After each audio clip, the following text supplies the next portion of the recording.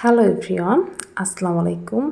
ব্যক্তিগতভাবে আমার কাছে কিন্তু এমন নিরিবিলি পরিবেশ অনেক ভালো লাগে। এই জায়গাটি হচ্ছে আমাদের নড়াইলের চরের ঘাট। অনেক সুন্দর একটা প্লেস। আগে প্রায়ই মর্নিং ওয়াকে যেতাম। অনেক ভালো লাগে এই রাস্তা দিয়ে হাঁটতে। এই যে রাস্তার এক সাইডে হচ্ছে আমাদের নড়াইলের চিত্রা নদী।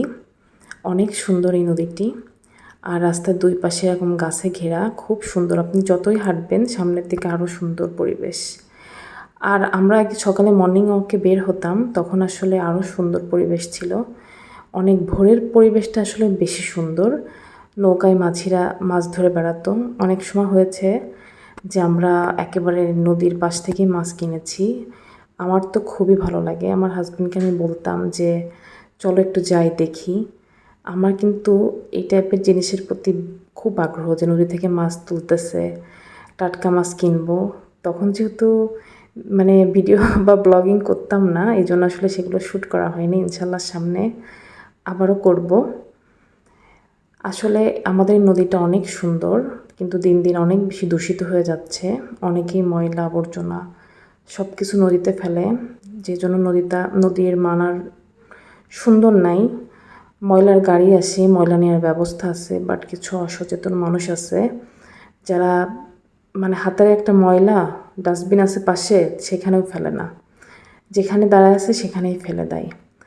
আসলে সচেতন আপনার থেকে শুরু হতে হবে, তারপরেই তো মানুষ আপনাকে দেখে শিখবে। তো আসলে কিছু মানুষকে আমি দেখেছি, তারা আসলে যাই হোক হয়তো একদিন শুধরাবে। তো এই যে রাস্তার বিশেষ করে অনেক বাতাস, গরমে খুব ভালো লাগে। সন্ধ্যার পরে বা অনেক ভোরবেলা বসে থাকতে এই রাস্তায় অনেক ভালো লাগে। আর এই রাস্তার আশেপাশে বাড়িঘরগুলো বেশ একটু দূরে দূরে, সুন্দর প্লেস আর কি। আমরা আগে প্রায়ই বসে থাকতাম যখন কলেজে পড়তাম, ইন্টার ফার্স্ট ইয়ার। তখন এখানে আসতাম, বসতাম বান্ধবীদের সাথে। অনেক স্মৃতি জড়িয়ে আছে এখানে। কি সুন্দর কলা ঝুলে আছে গাছে। আমার এই টাইপের পরিবেশ অনেক ভালো লাগে। খুব ইচ্ছা করে মাঝে মাঝে কোনো এক গ্রামে, এমন একটা গ্রামে যাব যেখানে শুধু প্রাকৃতিক পরিবেশে ঘেরা আর কি। চাকচিক্যের কোনো প্রভাব থাকবে না, সব কিছুই প্রাকৃতিকভাবে থাকবে সেখানে। ইচ্ছা আছে এমন গ্রামের সন্ধান যদি আপনাদের কারো জানা থাকে তো আমাকে অবশ্যই জানাবেন। আমি আজকে না হোক কালকে বা আমার সুবিধা অনুযায়ী অবশ্যই যাব, যেখানে নদী গাছপালায় ঘেরা বা অনেক ফলমূল অর্গানিক যেগুলো পাওয়া যাবে, একেবারে ফ্রেশ মাছ কিনতে পাওয়া যাবে, ফ্রেশ সবজি কিনতে পাওয়া যাবে।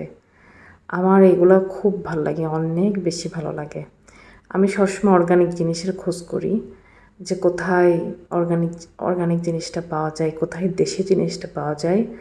দেশীয় জিনিসের স্বাদ আসলে সবসময় অতুলনীয়। তো যাই হোক, অনেক কথা বলে ফেললাম।